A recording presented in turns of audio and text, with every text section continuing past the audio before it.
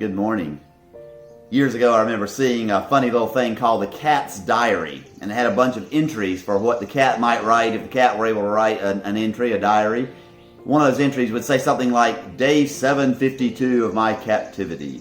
My captors continue to torment me with bizarre objects hanging on little pieces of string. They dine on fresh meat while I am forced to eat cold cereal. The only thing that keeps me going is plotting my escape. Today I plan to destroy another piece of furniture and eat another houseplant." Well, you may be feeling like the cat in captivity, as we all are confined to our homes now, or being asked to be confined to our homes now, not able to get out and do the things we used to do just a few weeks ago. It's somewhat helpful for me to know that this isn't the first time the church has been here in this way. One of the people in the church who was most active was the Apostle Paul. He was somebody who was always on the move, and some scholars estimate that he walked more than 10,000 miles in his ministry, and that doesn't even count the sea journeys that he took. He was always going from place to place to place, and yet when he writes to the Philippians, he is in prison in Ephesus, maybe even under house arrest, kind of like we may feel like we are under house arrest right now. And he writes to the Philippians, and he says to them, and I love the way that Eugene Peterson translates it, "Every time you cross my mind, I break out in exclamations of thanks. Each exclamation is a trigger to prayer, and I find myself praying for you with a glad heart."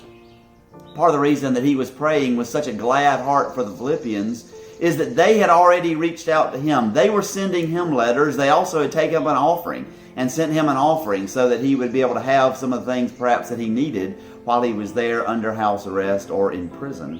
And he was so thankful to them.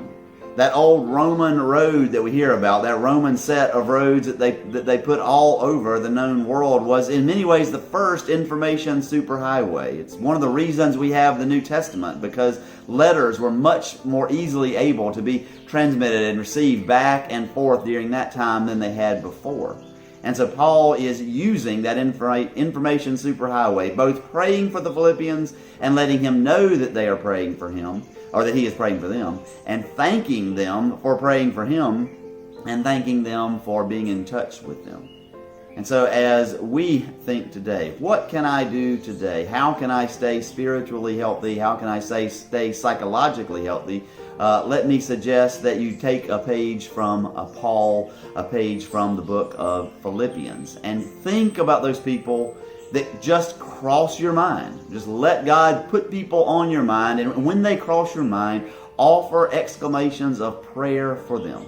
Let that be an occasion of prayer and praise for you. And then make sure that they know that you're praying for them. Use the wonderful information superhighways that we have. I think a phone call would be absolutely the best. I heard on a podcast yesterday, the podcaster was interviewing an expert, and she said, we humans are just designed to hear one another's voices. And when we hear one of those voices, we can just tell, just by the tone, whether somebody's doing okay or not doing okay, whether they're happy or whether they're sad. And hearing another human voice stimulates us and helps us stay healthy. And so I would first encourage you to let someone know that you are praying for them, that you're thankful for them via phone. But if you can't do that or don't want to do that or whatever, we of course have many other ways. Send them a text, write them a card, send them put a post on their Facebook wall, whatever you want to do. But make sure that today is the day that you spend letting God put other people into your mind, and then praying for them, giving thanks for them, and letting them know. Brothers and sisters, here is the good news. God is with us. Amen.